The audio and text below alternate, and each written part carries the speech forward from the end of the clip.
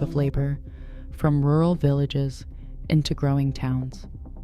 At the same time, the old system of home-based workshops began to collapse, replaced by the centralized discipline of the factory. In 1709, Abraham Darby pioneered coke smelting at Coalbrookdale, allowing iron to be produced at a far larger scale. To pump water out of the deepening coal mines that fueled this new metallurgy, Thomas Newcomen developed the atmospheric engine in 1712. Decades later, James Watt refined this design, patented in 1769, turning steam into a versatile rotative power source. Steam engines quickly moved beyond the mines to drive massive textile operations.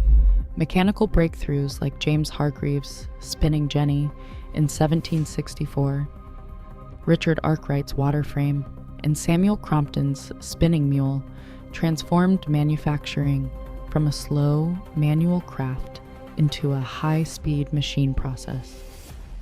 By 1779, the construction of the world's first cast iron bridge at Coalbrookdale stood as physical proof of that new age of materials.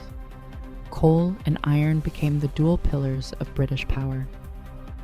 This surge in domestic production, backed by reliable parliamentary laws and secure property rights, turned the island into a global leader in engineering and technology, transforming raw physical resources into unmatched economic force. By the 19th century, Britain directed this industrial strength outward, converting domestic production into global reach. The Royal Navy protected a massive merchant fleet, securing trade networks that spanned 35 million square kilometers across every continent. Merchant vessels carried British manufactured goods to distant ports and returned laden with raw materials: sugar from the Caribbean, tea from India, and cotton from the Americas. This constant circulation of wealth and goods sat at the heart of the imperial system, connected by shipping lanes that made the oceans a virtual British highway.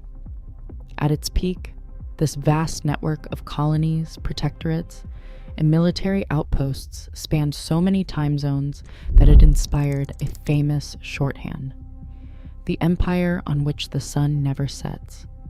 Along these trade routes, the English language traveled far from its small home islands, becoming the global tongue of administration, commerce, and law. By constructing this planetary network, Britain bypassed regional European rivalries and directly shaped the wider world, leaving a lasting administrative and cultural footprint across the globe.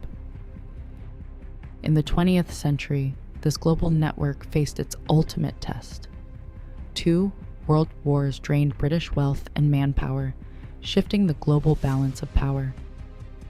During the Second World War, the British islands stood as a principal base of resistance against Nazi Germany. In 1940, the Royal Air Force defended the skies in the Battle of Britain, while civilians weathered the prolonged bombing raids of the Blitz. By June 1944, British forces helped lead the Allied liberation of Europe, launching the D-Day landings alongside American and Canadian allies. But the cost of victory hastened the end of imperial rule. Over the following decades, the empire systematically dismantled itself, reforming into a voluntary commonwealth of 56 independent nations.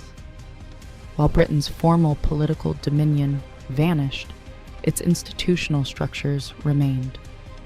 The English language became the global medium of science and commerce, while parliamentary systems modeled on Westminster endured in former territories. Even as political control contracted, British influence endured, channeled through language, law, and culture to maintain a presence far wider than the physical borders of the home islands. Today, Britain's global footprint endures through its capacity to absorb and adapt. The modern world remains shaped by the systems forged on these islands. As global dynamics shift, Britain's future relies on a continued willingness to engage, not retreat. Geography does not dictate a nation's destiny, its choices do. How do you see Britain's role evolving today? Share your thoughts below.